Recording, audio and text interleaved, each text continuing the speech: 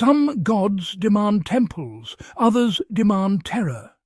But in the Hyborian age, one name coils through every shadowed crypt and blood-soaked altar: Set, the Eternal Serpent. Oldest of the dark powers, whispered by kings, feared by sorcerers, worshipped by a nation built upon dread.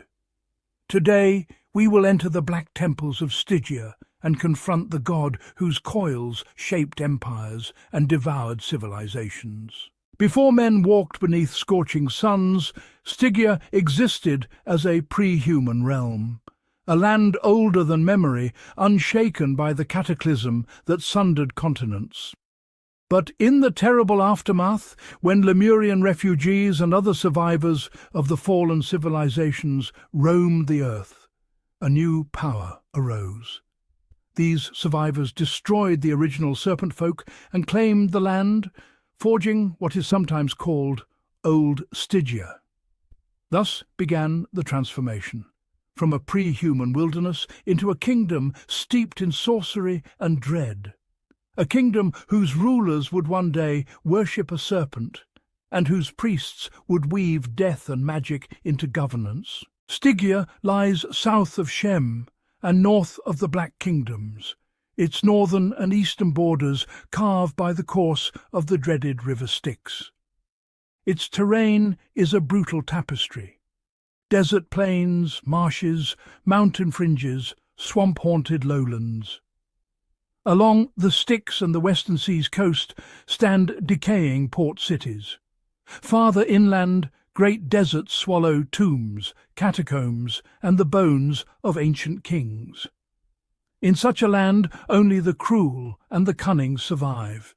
For Stygia is not a place of mercy, but of sorcery, subjugation, and sorrow. At the heart of Stygia's dread stands Set, the Old Serpent, not a god of light or mercy, but of chaos, darkness, death, sorcery, and the coiled dread of serpents.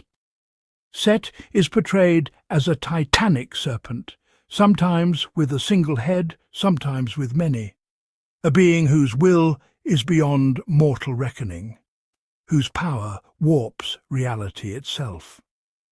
To kill a snake in Stygia is sacrilege. Snakes are holy.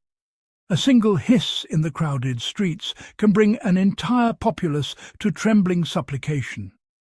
His priests, fanatics of bone and blood, shave their heads, don dark robes, and whisper arcane incantations in chambered temples where flame dances on altars soaked with sacrificial blood.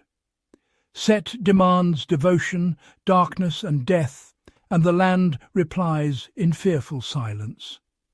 Stygia is not ruled by kings alone, but by a theocracy of sorcerer priests. The state, the cult, and the power are one. Princes, nobles, priests, all bow to the will of Set, enforced by fear, blood sacrifice, and unholy rites.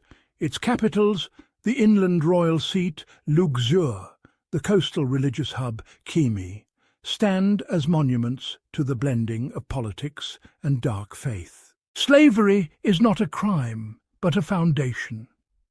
Outsiders and conquered peoples serve as slaves, fodder for pyramids, mines, and dark rituals. Magic users traffic in spells, poisons, charms, cargo flowing along caravan routes from Stygia to distant lands. And those who defy the faith of Set, those who dare whisper of other gods or gods of light, find themselves crushed beneath the serpent's scales. The serpent worship in Stygia may trace deeper still, to the vanished empire of serpent men, the ancient race that once ruled vast domains in bygone eras. When those serpent folk were driven out, some scholars say their religion did not die with them. Rather, it warped, adapted, and re-emerged among men who found power in their memory. Thus, Set may be no new god, but the echo of an older dread, recast for mortal worship. In that twisted lineage lies the horror, a mortal empire claiming the legacy of a pre-human tyranny, forging human bones into altars, human fear into sacred fire. The world of the Hyborian age is vast, diverse, filled with kingdoms and faiths.